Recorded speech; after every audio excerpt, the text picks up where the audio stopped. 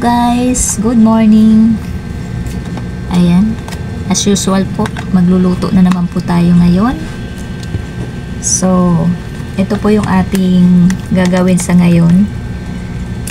Actually, nakagawa na po ako ng ganitong proseso ng pagluluto na ganito. Kaso, chicken po siya.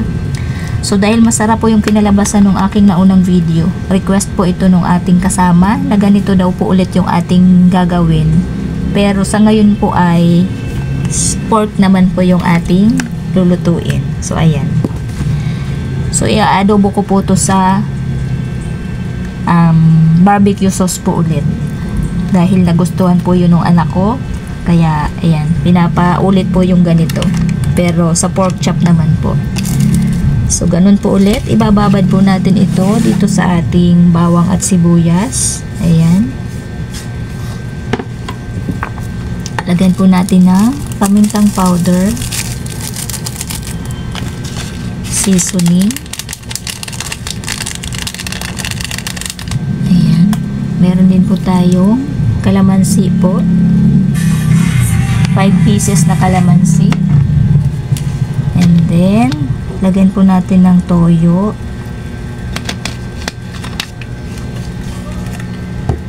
Tapos, yung dati po hindi ko po siya nilagyan ng oyster sauce.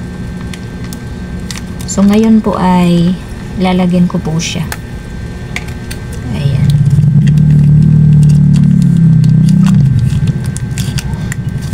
Tapos, ito po yung talagang nagustuhan nila. Meron pong barbecue sauce po.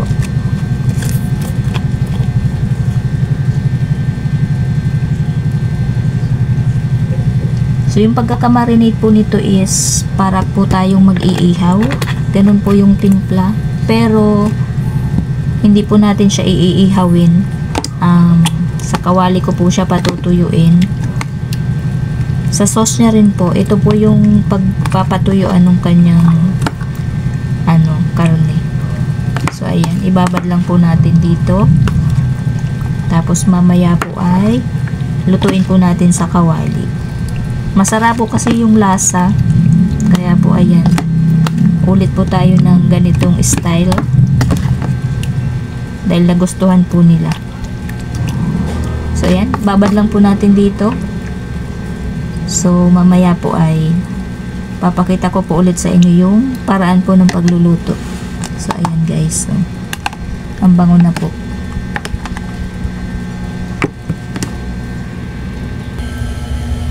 So, ayan guys. Salang na po natin. Medyo ilang minuto na rin po natin na ibabad. Nagmamadali na po yung ating kasama at nagugutom na. Tanghali na po. So, kamada na po natin to dito.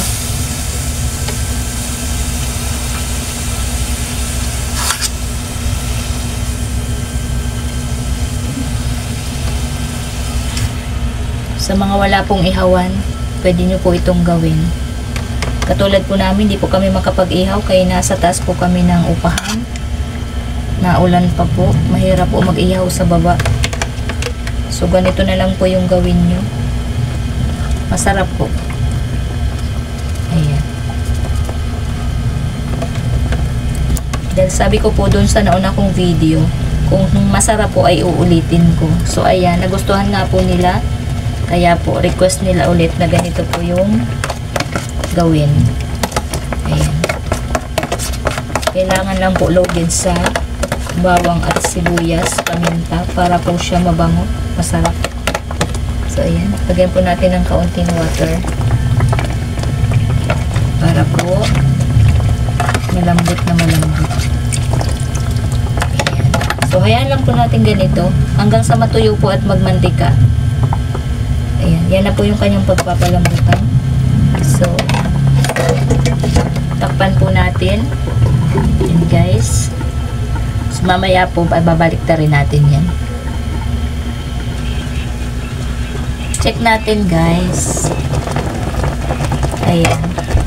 Kulo na siya. So, balik na rin po natin. Naglukot-lukot na. Ayan. So, So, nagtubig na rin siya. So, patutuyaan po natin siya. Parang makakapal yung taba. Parang madami. So, ayan. Pwede lang po. Mahina lang po yung apoy para po malambot siyang maluto. So, tingnan natin ulit. So, ayan. Medyo tuyo-tuyo na po. Balik na rin po natin siya ulit.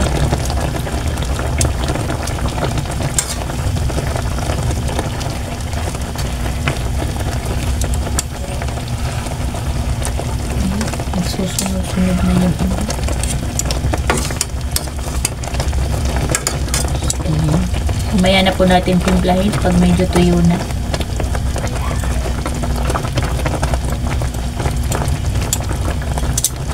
So, ayan guys, ganyan lang po siya hanggang sa matuyuan. So, yung apoy niya po is mahina lang.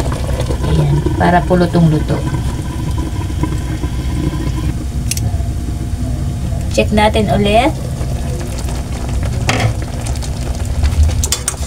Ayan. So, halos tuyo na po. Antayin po natin siyang maglangis. Ayan.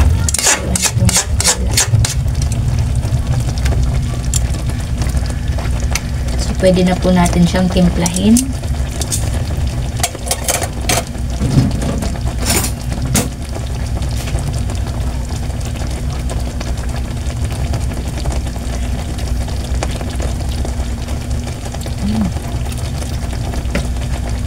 Sarap po talaga. Kaya po uulit-ulitin nyo rin po yung ganito pag kayo po nagluto. Masarap po talaga. Ayan. So, patutuyuin pa po natin siya hanggang sa magmantika po. Lalo na po yung mga taba-taba niya. Pero ang lambot na po. Tusok-tusok na siya. Oh. Asin po kasi ito. Kaya po malambot po yung baboy. So, ayan. Takpan po natin ulit. Hanggang sa magtutong-tutong po yung ilalim. Para po mabango, masarap. Ayan guys. Tingnan na natin. Dahil nangangamoy na po. So, ayan. So, halos tuyo naman na po siya. Ayan. Nagtutong na po yung ilalim. Nasunog na nga. So, ayan na po. So, request po nung ating isa kasama. Huwag daw po masyadong dry kasi masarap daw po yung sauce. Ay, natanggal na po yung ano. Sobrang lambot na. Ayan. So, okay na po ito. Dahil sunog na po yung ilalim.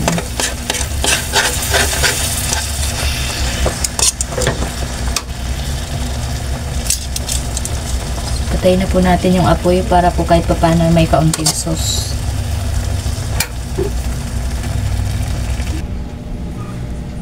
So yan guys, luto na po yung ating pork chop in barbecue sauce. Ayan.